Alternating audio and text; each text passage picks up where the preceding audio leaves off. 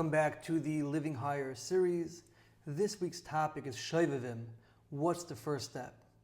So as I'm sure we all know, this week is the first week of Shovavim, which Shovavim stands for. It's an acronym, Shemois Ve'era Boi B'Shach Yis Mishpatim. It runs through this week's Parsha Shemois through Parshas Mishpatim this year. And Shovavim is a time that we know from the Tzaddik and we know from the Ariyah Kaddish. It's a time to work on Inyani Kedusha.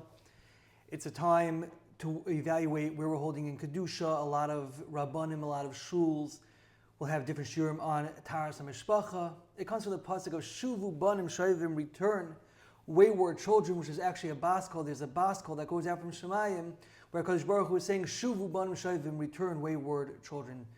So, this week is the first week of Shovavim. If we want to start working on what Shovavim is all about, if we want to start working on Inyani Kedusha, on becoming more holy, becoming more Kaddish, what's the first step?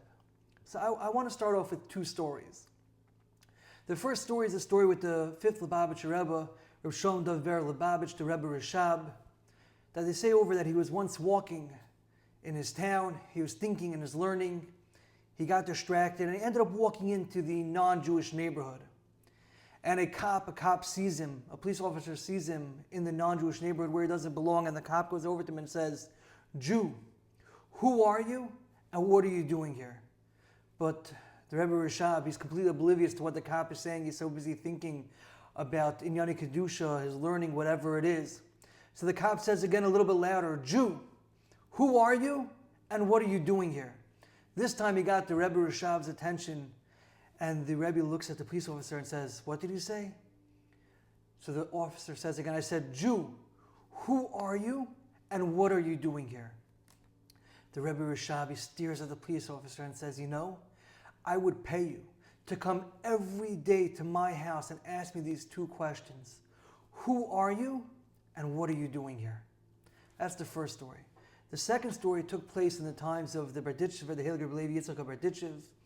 In his village, there was a child, a boy, I don't know if he's a child, a boy, who Nebuch, he wanted to go join the non-Jews. He wanted to go convert, to the point where his mother had to keep watching him, Yom V'Layla, his mother to watch him night and day to ensure that he didn't run away. Vayhi Yom, that day came, and the mother was distracted, whatever it is, the child ran away, and he ran as fast as he could to where the non-Jews were, so that he could finally join the non-Jews. The mother saw the child running away, heartbroken. She runs out of the house. She's screaming at the top of her lungs, Zonin Avu Gistu, my son, where are you going? They say the Berditchev Rebbe heard these cries of this mother screaming, Avu Gistu, where are you going? And he started to shake. And he said, you should know in Shemayim, Kaviyachol, they're asking about us, they're asking about every single Yid, Avu Gistu, where are you going? Where are you going? This is the baskal of Shuvu Banim Shovavim, return wayward children, that right now is a time. What's the first step? It's a time to pause, a time to stop, a time to reflect, a time to ask ourselves, who are we and what are we doing here? Where are we going?